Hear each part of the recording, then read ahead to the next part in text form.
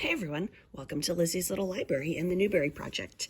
Today's book is the 2012 winner called Dead End in Norvelt by Jack Gantos.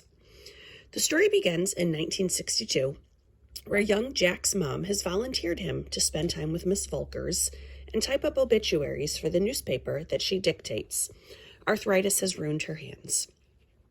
Dad tells Jack to cut down Mom's corn plants because he needs the room for a bomb shelter.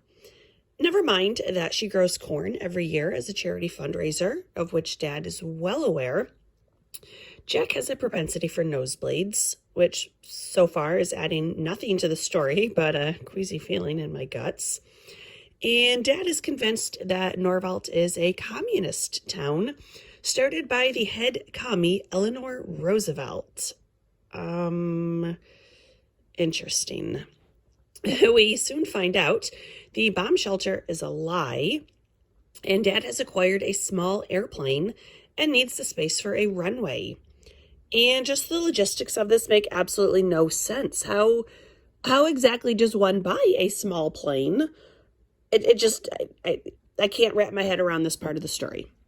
There's a flashback about hunting, but it devolves into a farting story. The deer isn't killed though, so that was good.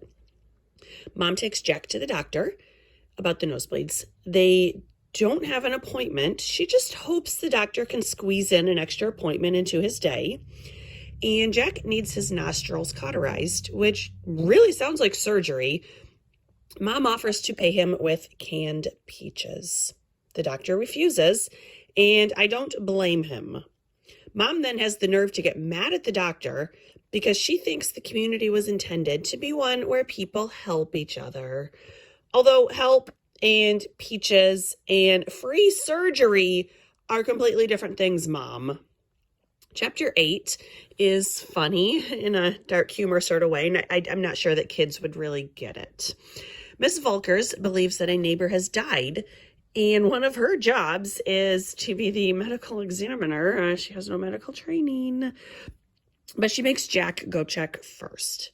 She has him drive his car. Keep in mind, he's 14. And she wants him to wear a disguise, but his only costume is the Grim Reaper.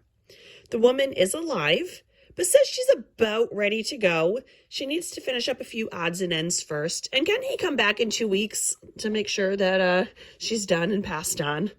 I did think that was a little humorous in a very dark sort of way.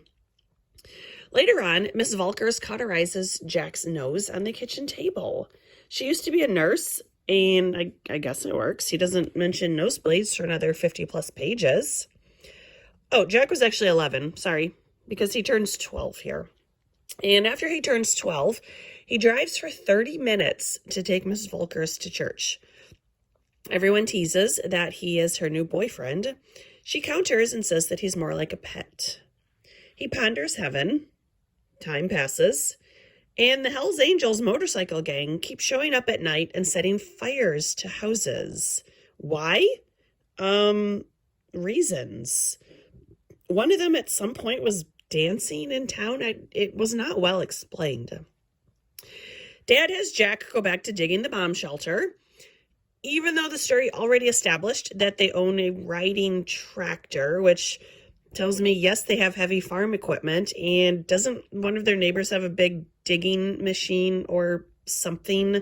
We've established this is a community where people are supposed to be helping each other, but Dad thinks Jack should dig a bomb shelter with a shovel. Yeah, I don't get it. I mean, is Dad like low-key abusing this child? Several elderly neighbors die, and their obituary always includes a history lesson, which feels like both a blatant page waster and a trick to teach history without actually making it relevant to the story. And yes, I am criticizing this as someone with multiple degrees and a career in history. It is super similar to the newspaper inclusions in the previous book, Moon Over Manifest, which also added nothing to the story except feeling as though the author had a list of historic events to check off as they got included. This book also feels very much like they were writing to the Newbery Prize. The story turns into a quasi-mystery of were the old ladies being killed? And I really started skimming the last 30 or so pages out of sheer boredom. We find out what happens to the women, and it was ridiculous.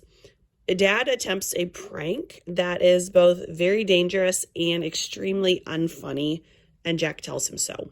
The end. This book was not good. It didn't work for me. Aside from the one chapter where Jack dresses up as the Grim Reaper, I did not find it funny at all. It wasn't interesting either. And it seemed like a deliberate effort to write a book that would encourage boys to read more. And it failed. I don't know any boys of the target audience of my students that would want to read this. My nephew certainly wouldn't want to read this. There was basically no character development, and it jumped genres from historic fiction to mystery, and I didn't care about a single character. I finished the book about a week, 2 weeks ago, and I cannot identify a single positive aspect or a single thing that really stuck with me. There were 2 honor books this year. One was written by Thana Lai. I had previously read one of her other books and liked it, so I have to assume her honor book is better than this.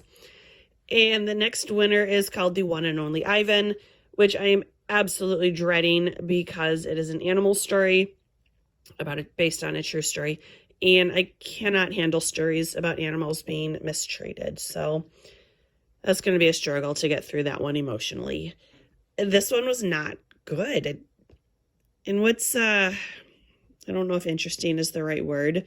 Arrogant might be a better word. The author is Jack Gantos. The main character is Jack Gantos. Are we to assume this is an autobiography? It's a story of Jack's summer. And I feel like we've had so many other Newberys that focus on a child's summer. This one was not good. I don't recommend it. I did not enjoy it. I don't know any students who would like it. So I would say dead end right at this book, turn around and go back to a better one. Thanks for watching, guys. Bye.